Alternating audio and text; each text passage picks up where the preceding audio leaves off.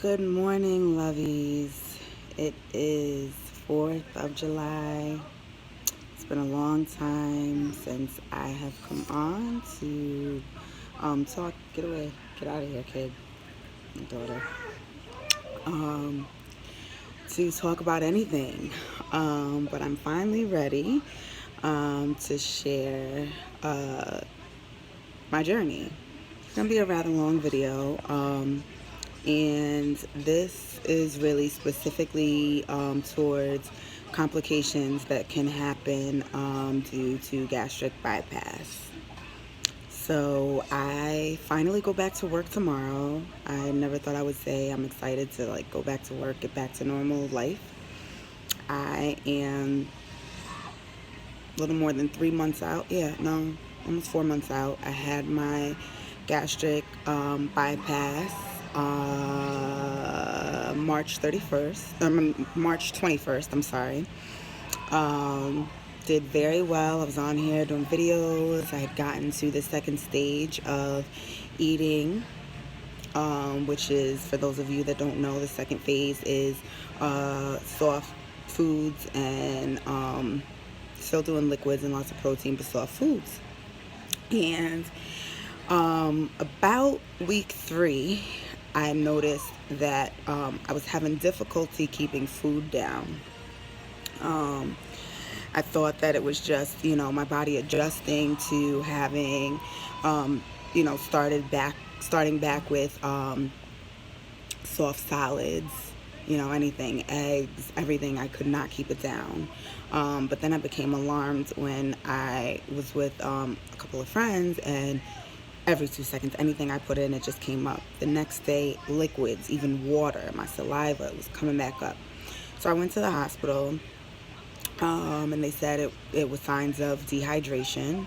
My coffee, I keto approved. I actually found a ketosis coffee with a low carb creamer. I'll come back specifically for that because I can't think of the name off the top of my head. I just found it yesterday and it's so good. Remember, only decaf. No caffeine, only decaf. This is only for the flavor, more so for me. But so I went to the hospital. They said it was signs of dehydration. Remember, you're supposed to get up to 64 ounces of fluid, not including your protein shakes or your protein shakes in a day. I've been getting in my fluids except for being able to keep anything down, so it didn't really make much sense to me. They ran every test under the sun while I was in the hospital. They admitted me for a short-term stay and pumped me with fluids, and I was there. I checked in that Sunday. They released me on Tuesday. Thought I was good to go Tuesday. I was okay. I was just doing liquids and seemed to be doing okay. The next day I went to work. I'm like, okay, finally back at it. Go to work. On my way to work, I start off, I have my vitamin routine, and then I'll do my protein shake and water and so on and so forth. Before I even got to work, I had vomited up all of my vitamins. When I got to work, anything that I took, I was trying to drink water slow, my protein shake slow, I was vomiting. And we just so happened to have a meeting that day. I couldn't even sit through the meeting. So I went right back to the hospital. They ran more tests. This time they took x-rays of with the liquid where they can see inside. And they realized that I had an ulcer and what's called a stricture between the stomach, my new stomach, and my intestines. So what that means, a stricture means that the opening between your intestines and your stomach begins to close. So anything that you eat has nowhere to go. So I was admitted. I was given IV. They tried that for a while. They scheduled me for endoscopy. Typically with a stricture, they can just go in and they put a balloon through and can inflate it, and they have to do it very slowly, and that usually resolves the issue. However, in my case, I swell. When I get a cut, I keloid. So there was a lot of swelling on the inside. So they weren't able to open up and that was on a Friday. That was after 2 days of giving me nothing but fluids. So they scheduled me for again that Monday to try again for the endoscopy. When they tried again, the hole was even, like, they couldn't even get the balloon through. It was even tighter than it had been before. So at this point, they decided that they were going to put a PICC line in, and that they needed to give my stomach a few weeks to kind of heal and let the swelling go down, and then they would try it again. In the interim, they put the PICC line in, but they realized that they wouldn't be able to give me all of my medication through the PICC line. So the plan was to give me the PICC line, send me home. There would be a nurse that comes to monitor me. I'd be able to get all of my nutrition through the PICC line. And let me tell you, the stuff they put through the PICC line is disgusting. It looks gross. I mean, they give you like everything with the protein, sugar, everything, and then there's a separate little bag that looks like fat. I mean, it's white and it's like the healthy fat. It's disgusting looking. I may have some pictures that I can insert on the video once I start editing some of these videos. But so they realized that they can't give me all of my medication through the PICC line. So now we're going to a feeding tube. I'm scheduled for surgery to put the feeding tube in. That's something they have to sedate you for, because the feeding tube goes in through to your remnant stomach. So it's, it is technically a surgery. So they stop. I'm recording right now. You have to wait a minute, honey bunny. How did you get stuck in my slipper? I can't get stuck in my slipper. Chronicles of... Oh, sorry. How did you get stuck in my slipper? Okay, let's get your finger off. See, wait, I have to untwist it, honey. Please don't ever do this again. Wait, I have to untwist it. Please don't ever do this again. I'm sorry, I don't know how you did this. You were twisting it, and don't do it again, because now it's stuck on your finger.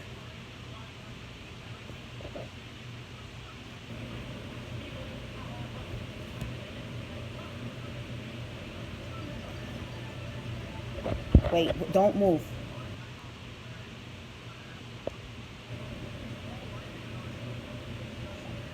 There you go. Don't do that again. I'm sorry. Maybe I can edit that out later. My kid got her fingers stuck and twisted in the tag on my slipper. The things that 4-year-olds find fun. So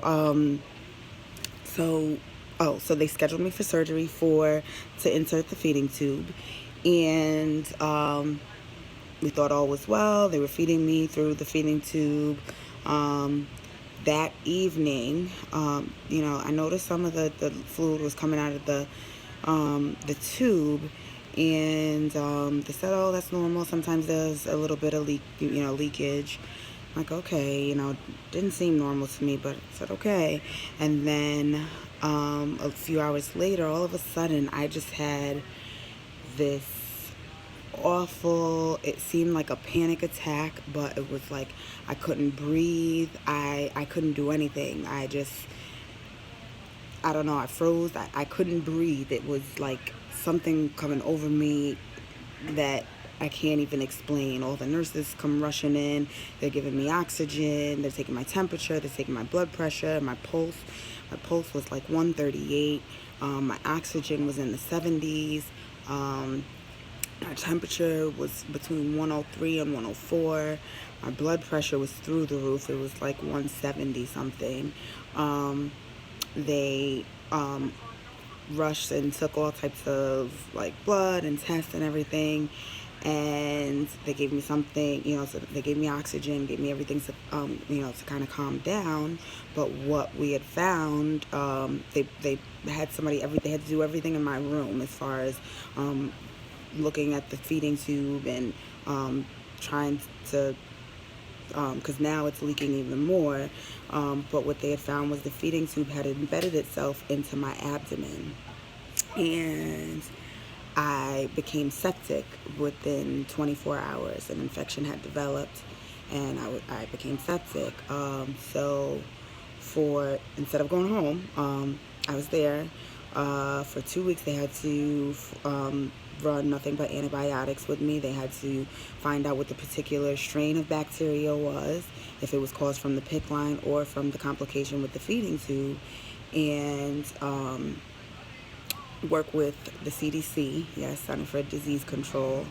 I'll tell you, being septic is very, very serious. People can die from this. You can, if it's not treated quickly, if it's not treated properly, you can die. You can lose all function of your body because this is bacteria in your blood.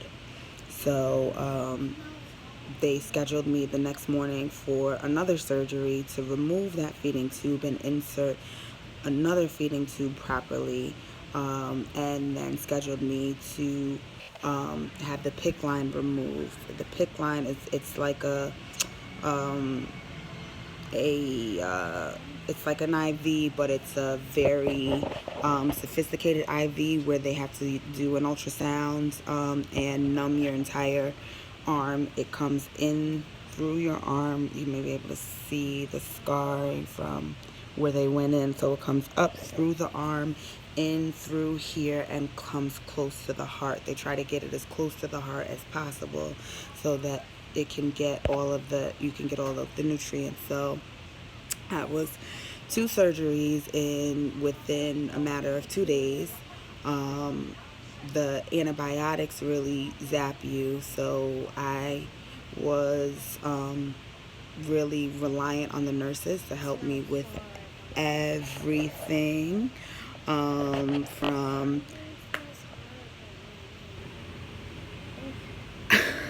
everything from helping me to the bathroom, helping me change my clothes.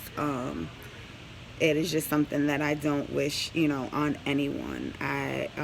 We're on the general surgery and trauma unit for this type of situation. So I had walked in there feeling absolutely normal, other than I couldn't keep anything down, and went to, being fully reliant on, the nurses there to care for me. I was there for about a month, and then sent home once the infection had been completely treated, and they knew that my blood was free and clear. So I had this feeding tube, and sent home with nursing services, nurses that come in to monitor the feeding tube, and then also to help me with wound care where the first feeding tube had come in, and you need a complete support team to really help you, because you can't fill or pack your wound area on your own. Simple tasks like bending over and picking something up you cannot do on your own. It was, I will say, the most scary experience that I've ever had, but also a very humbling experience. And and to be honest with you, I do not regret for 1 second having the surgery. I share this with you to say that if this is a decision that you make to have this surgery, people feel that it is a elective surgery, so some people don't really pay it the respect that is due for this type of surgery. But those are people who do not understand that this is not an easy way out. This is not a get skinny quick. This is for people who have pre-existing conditions such as diabetes, in my case PCOS, something that, is detrimental to their health, that helps them to get into a healthier lifestyle. My situation was one of the most severe complications that could happen. And while it's rare, very rare, but it just so happened to happen to me. So I say, anyone preparing for this surgery, you should be, prepare for the worst, but hope and pray for the best. Make sure you have a support team and go to the groups. Make sure that you choose a surgeon that has support groups where you can go and speak to other people who are on the same journey as you, who know what this is like. And you need nothing but positive people around you. Any naysayers, anything. If your work environment is not a positive one, keep to yourself at work. Do what you have to do at work once you return and leave. Do not allow yourself to be influenced by the negativity or anyone else, because it's a whole new way of living. It's a completely different lifestyle. And I will tell you, there were times during that time where I was in the hospital, and even once I came home from the hospital, there were some very dark times where some days I didn't even want to open the shades. I didn't get out of bed. I questioned my decision. I was scared I was going to die. I would see pictures of my daughter, because that was another piece, that she couldn't come to see me in the hospital in certain time frames because I was that bad. But when I would see her, it was like, I got to fight. I got to do this. I have to live for her. And I say I don't regret it, because now that I've fought past that, I got through this complication, which is very rare. It doesn't happen, often, but can happen. I got all of my blood work back yesterday, and everything. When I say every single one of my nutrients, my vitamin levels, I'm not anemic. My A1C is a 4.3. It has never, ever been that, it hasn't been that low in over, my daughter's 4. It hasn't been that low in probably about 10 years. I was battling pre-diabetes, was diabetic at one point, and my blood levels are amazing. I feel great. As long as you stick to what you're supposed to do, take your vitamins, eat the way that you're supposed to, and exercise, you'll be okay. But I wanted to share my journey because I wanted people to know that the surgery is not the end-all be-all, and there is a possibility for complications. They tell you that. They explain that to you, especially with gastric bypass. You don't really see this much with the sleeve, but with gastric bypass, you are susceptible to more complications. So you need to be prepared. And not even with just complications, you should be in a place where you are surrounding yourself with nothing but positive people, period. It is a lifestyle change, and your lifestyle is no longer surrounded by food. Food is, it's a necessity, not your everyday priority, but it's a necessity. So your relationship becomes very different. Some of the things that you do with your friends, you can't drink in the first year. You're more prone to ulcers if you do. So that's another thing you need to think about. But I just wanted to come on and finally share what happened with me, why I've been gone for so long, and let you know that you can come through. It's not something you can do alone. I mean, I don't know who your higher being is or what you believe in, but my higher being is God, and I prayed and prayed and prayed and talked to him daily, and God sent so many people towards me, and kept those that needed to be kept away from me. I had people showing up to my room just coming to pray with me, and just wishing me well, some texting all the time. All of you know who you are, some that didn't even acknowledge, or anything, that I really expected or thought that they would, and especially being leaders or people of God that were significant, in my life, but they did not, and that's okay, because you come to a place where it's okay, you know, who's for you, who's not, and that's where you need to be when you actually schedule your surgery and you have your surgery date. Let the minute things and the minute people roll off your back. Everything else, it's about you, your health, your journey.